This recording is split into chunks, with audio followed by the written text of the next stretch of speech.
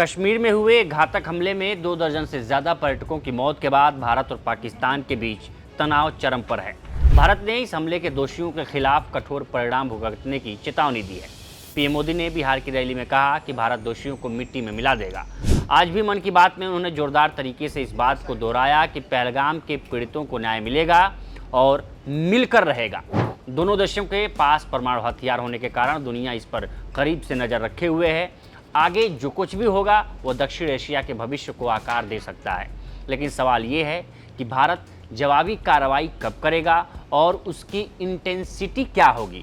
इससे पहले भारत सरकार ने पाकिस्तान में बहने वाली नदियों के पानी को भी रोक दिया है। यह एक ऐतिहासिक कदम है। पिछले युद्धों के दौरान भी ऐसा नहीं किया गया था। दूसरी ओर ताज़ा रिपोर्ट के अनुसार पाकिस्तान ने शनिवार को भारत पर पाकिस्तानी अधिकारियों को सूचित किए बिना झेलम नदी में अचानक पानी छोड़ने का आरोप लगाया। दुनिया न्यूज़ की एक रिपोर्ट में कहा गया है कि पाकिस्तान के कब्जे वाले कश्मीर में मुजफ्फराबाद के पास नदी के जल स्तर में अचानक वृद्धि देखी गई और इसके लिए भारत को जिम्मेदार ठहराया गया। प्रधानमंत्री नरेंद्र मोदी ने सेना के आधुनिकीकरण के लिए अरबों डॉलर का निवेश किया है। भारत ने रूस, फ्रांस और अमेरिका से नए हथियार खरीदे हैं। भारत अब अपने यहाँ भी हथियार बनाना भी शुरू कर दिया है।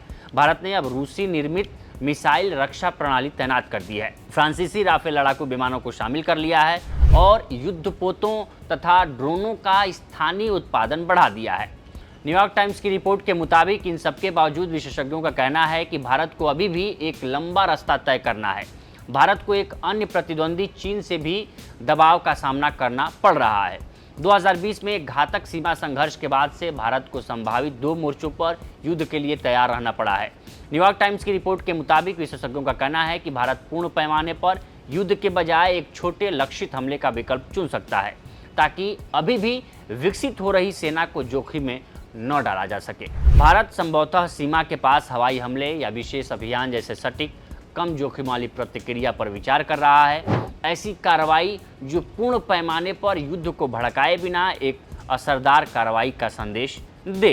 भारत अंतर्राष्ट्रीय मंच पर लापरवाही नहीं दिखाना चाहता, खासकर जब इसे एक बढ़ती हुई वैश्विक शक्ति के रूप में देखा जाता है। इस समय प्रमुख विश्व शक्तियां शांति के लिए भारत की तरफ देख रही हैं। जनता का गुस्सा बहुत ज़्यादा है और पीएम मोदी पर जवाब देने का दबाव, लेकिन बहुत ज़्यादा आक्रामक तरीके से काम करने से व्यापक संघर्ष का खतरा इस समय सरकार शायद ही उठाना चाहे। एक लोकतंत्र होने के नाते भारत सरकार को किसी भी कदम के लिए सभी राजनयिक दलों की सहमति लेनी होगी।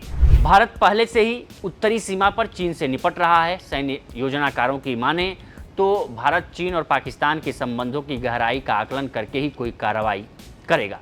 संक्षेप में, भारत एक कठिन रणनीतिक परिस्थिति से गुजर रहा है, लेकिन उसकी स्थिति काफ़ी मजबूत है। हालांकि भारत समझदारी से जवाब देने की कोशिश कर रहा है। फिलहाल इस वीडियो में इतना ही। बाकी देश दुनिया की तमाम खबरों के लिए बने रहें लोकमत हिंदी के साथ। इस पर क्या राय है हमें कमेंट कर सेक्शन में ज़रूर बताएं।